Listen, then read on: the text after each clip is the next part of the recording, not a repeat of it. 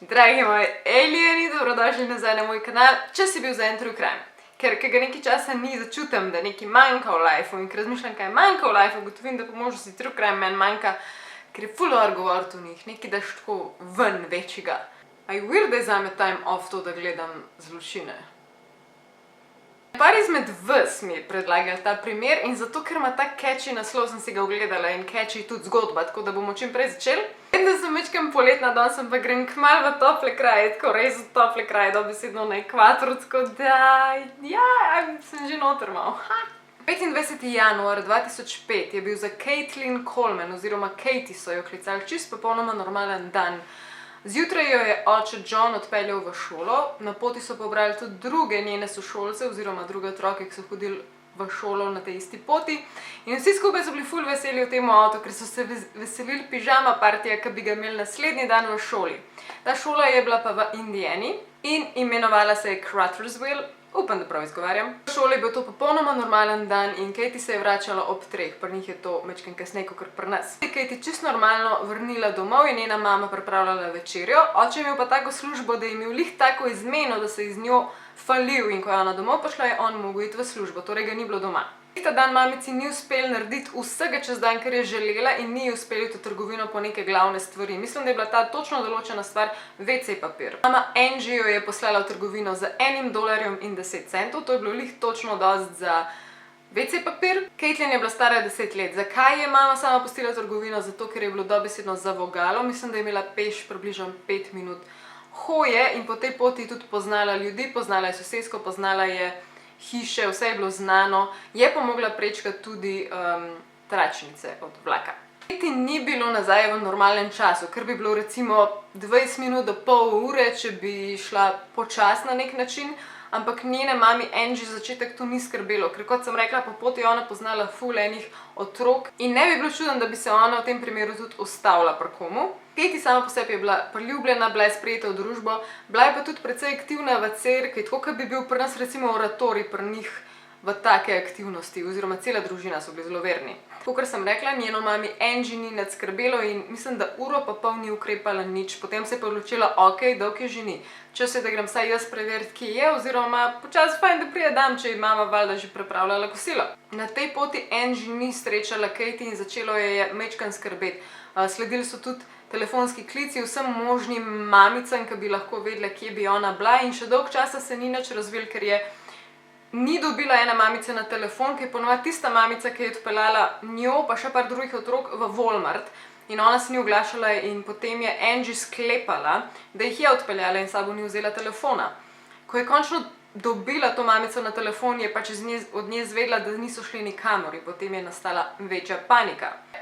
Kar je Angie še zvedela o tej poti Katie do trgovine, je bilo to, da je na železniški progi na poti tja videla povoženega mrtvega psa, se pravi zbitega, predvidevam, da od vlaka, in ga je tudi prepoznala, ker je bil od bližnje hiše, ker je pač poznala ljudi in je šla tja še pozvoniti in povedati, da je njihov pes pač tam pa tam. V paniki, ki je zdaj končno zavladala, je njena mama ob 19:30 poklicala policijo in poklicala jasno tudi že njenega očeta Johna.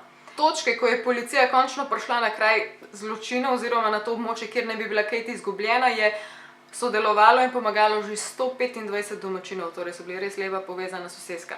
Na tej točki zdaj imamo helikopter, ki kroži, ogromno domačinov, ki iščejo in pa veliko policistov, ki iščejo Katie v vsej tej okolici, čez dan in čez noč, kar je čisto popolnoma normalno za tak primer mlade deklice, ki je izgubljena.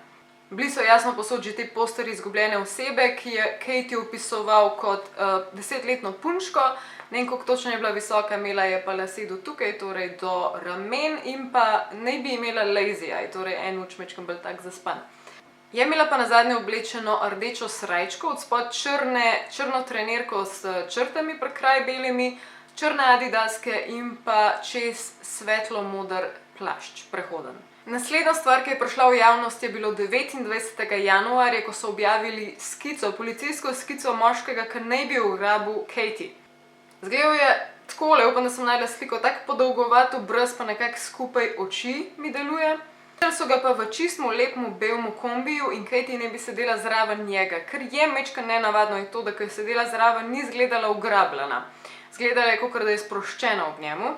Teorije tukaj obstaja, da je to zaradi tega, ker naj bi ona sama se ponudila oziroma sprejela recimo prevoz od njega do doma, kar pa je zelo čudna stvar, glede na to, da je ona živela v trgovini samo dobrih 5 minut hoje. Ta moški ne bi bil na opis visok 170 cm in star nekje od 18 do 20, ker si zapomnite, meni se zdi pomembna informacija. Del naj bi v belemu kombiju Ford F-150, če to komu kaj pove, pa ne bi bil star 15 let, torej ne lih nov, ampak zelo lepo ohranjen. Moški pa naj bi imel še temne lase in pa zelo svetlo oziroma bledo polt. John, torej oče in mama, sta na tej točki že napisala javno pismo, v katerem sta prosila tega ugrabitelja ali pa več ugrabiteljev, da naj jo odloži nekje, da naj ne komplicira, naj nič ne naredi, da jo vsi pogrešajo, da jo vsi iščejo, da jo lahko samo odloži na nekem parkirišču, ker recimo so kamioni ali nekaj in mu ne bo noben nič naredil. 5. dan iskanja se je zgodil ta tragičen preobrat in so najdel Katie mrtvo v jarku.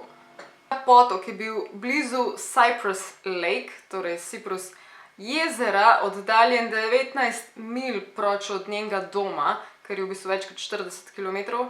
Bolj tragično je, da so bile njene noge in roke zvezane skupaj, pa bila je gola in tudi bilo je potem jasno iz avtopsije, da je bila spolno zlorabljena. Vzrok smrti pa je bil potem že določen, da je bila utopitev.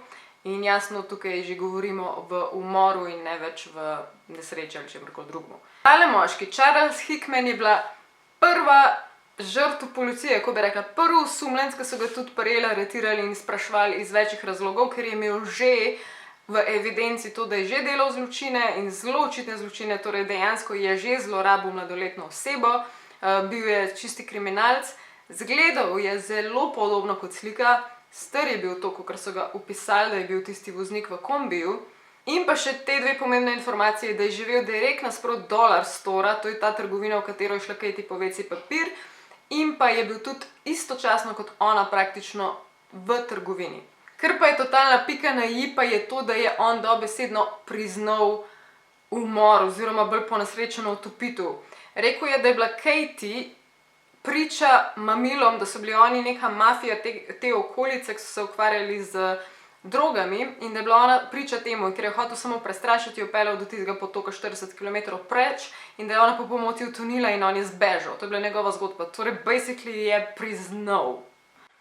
Tukaj se pa zgodba resno zakomplicira, namreč ta Charles ali Charlie ali kakorkoli so ga že klicali, njegova zgodba se je konstantno spreminjala in policiji to začeli ful smrdeti in so rekli, dajmo mi to še mečka naprej raziskovati, in ker so prišli do res hude drugačne ugotovitve.